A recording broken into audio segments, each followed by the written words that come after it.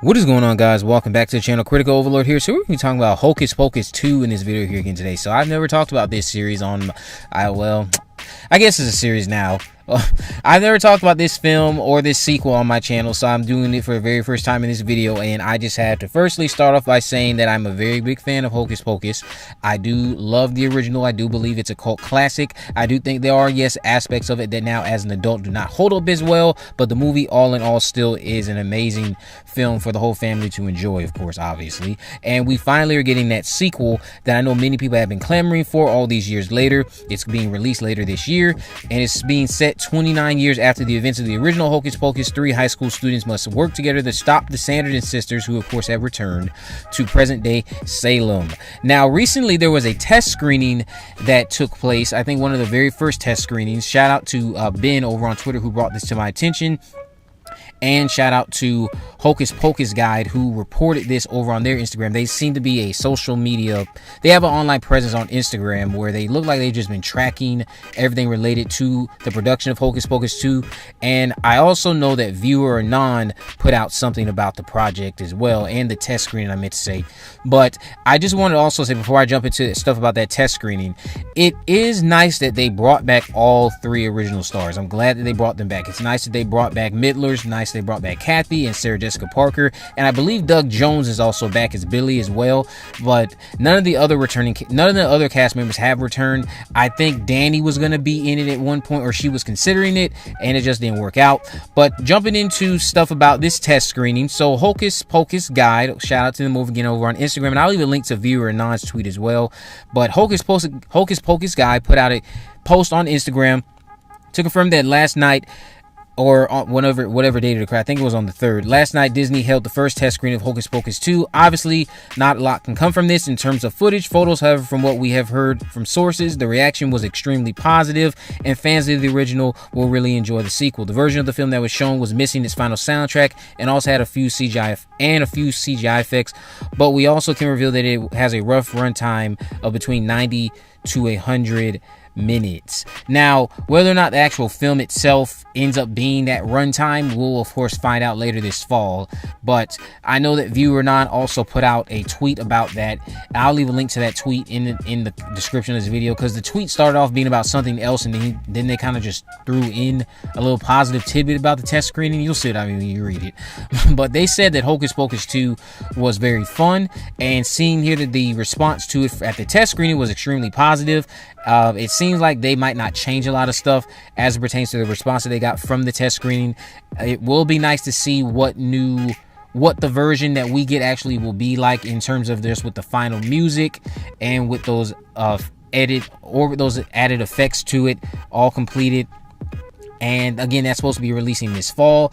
This is a movie that I know, me personally, I was not necessarily someone who was looking forward to a Hocus Pocus 2. It was always just something like how, I think I can compare it to like a Gremlins 3 or Beetlejuice 2. Like, we waited so long that I stopped caring. And I saw Hocus Pocus for the very first time when I was a little boy. So there were times when I was, thinking about, they should do a sequel to Hocus Pocus. But as I got older, my mind started going into other places. I started being more concerned about getting a Scream 4. And we ultimately, of course, got that. So I just forgot about movies like a Hocus Pocus 2 or Gremlins 3 or Beetlejuice 2. You know, those sequels that seem so far out of reach, but now they're becoming a reality. Hocus Pocus 2 will have all three original stars back as the Sanderson sisters, and it hopefully will be something that is just as memorable for those of us who grew up with the 1993 original film.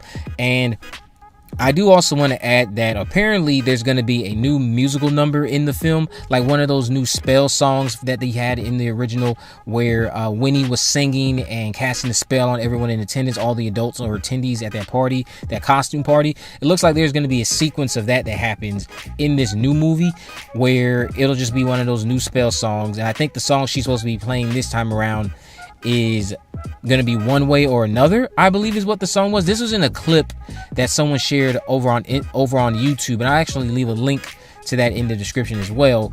But again, test screenings have occurred, and Viewer Non stated that it was a lot of fun. I don't know if he actually was in attendance or if he's just saying what other people have told him that were in attendance. But Disney did again have a test screening that was held, and the reception to it overall was very positive. So again, big shout out to Hocus Pocus Guide. They again are a platform that's been covering the film, and they reported about the test screening as well.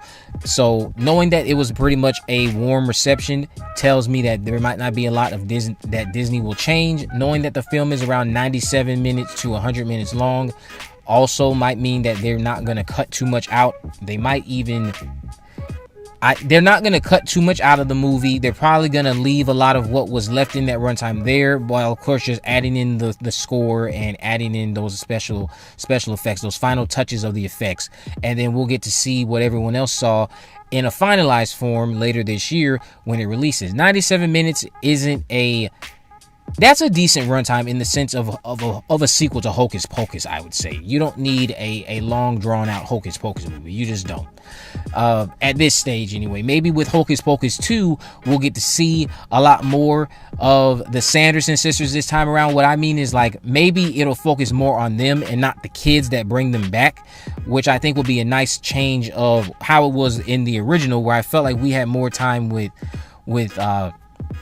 Max, Danny, and Binks and the other characters involved, more so than we did with the actual Sanderson sisters. So hopefully we get to spend more time with Sarah Jessica Parker and her sisters and learn what they've been up to, since they've been dead or turned to stone, I guess, for the past 29 years. I think that's what happened at the end of the original film. They were turned to stone. But again, it's just nice to see that the reception at these test screenings were positive.